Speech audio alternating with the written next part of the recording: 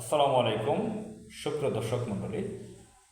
সম্প্রতি একটি বিষয়ে ভাইরাল হয়েছে, আপনারা জানেন। ভাইরাল শব্দটা কয়েক বছর যাবৎ বেশ চলছে সামাজিক যোগাযোগ মাধ্যমে আসার পরে।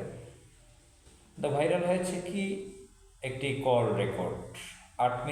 8 মিনিটের বেশি কথা বলেছে পতিত স্বৈরাচার গোপালী, যাকে শেখ হাসিনা হিসেবে আপনারা চিনেন। সে তার এক লোকের সাথে কথা বলেছে। সে নিউ ইয়র্কে থাকে, সেখানে আওয়ামী লীগের নেতা। তার সাথে ফোনে 8 মিনিটের বেশি কথা বলেছে সেই লেডি লেন্দেবদর্জি বা গোপালী বা শেখ হাসিনা। তো সেই কথার মধ্যে 250 পারের উপরে আপা ডেকেছে সেই আওয়ামী লীগের কর্মী। আপা আপা বলতে বলতে অস্থির হয়ে গেছে।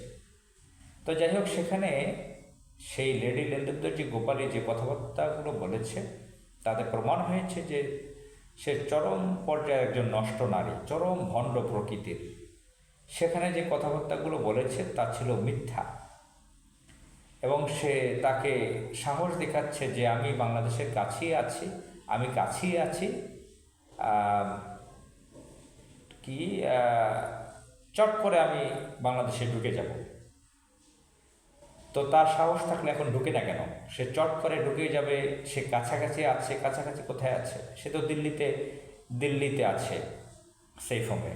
কাছাকাছি কলকাতা, আসাম, ত্রিপুরা, এখানে তো কাছাকাছি বলতে তো বাংলাদেশের কাছে এগুলো, এখানে তো সে নেই।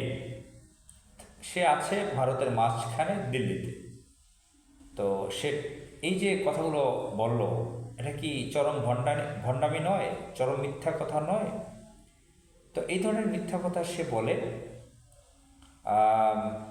এই ভণ্ড নারীর সম্পর্কে আপনারা জানেন, যাকে একবার রং হেডেড বলেছিল জাস্টিস বিচারপতি। তাকে কোনো একটা কারণে, তার তার ভণ্ডামির কারণে, সে যে হিপোক্রেট, সে যে সাইকোপ্যাথ, তার বিভিন্ন উল্টাপাল্টা স্বভাবের কারণে তাকে বিচারপতি জাস্টিস তাকে 1 মিনিট বা 2 মিনিট দাঁড় করিয়ে পানিশমেন্ট দিয়েছিল এবং তাকে রং হেডেড বলেছিল।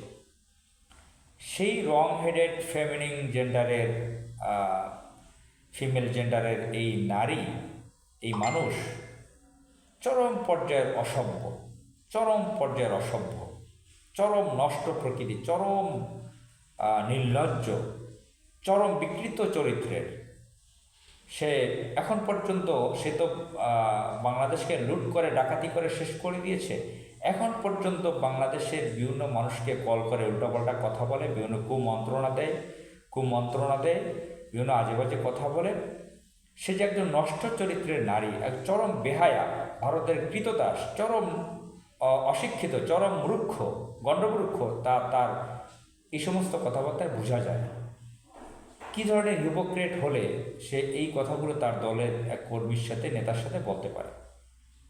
আসসালামু আলাইকুম।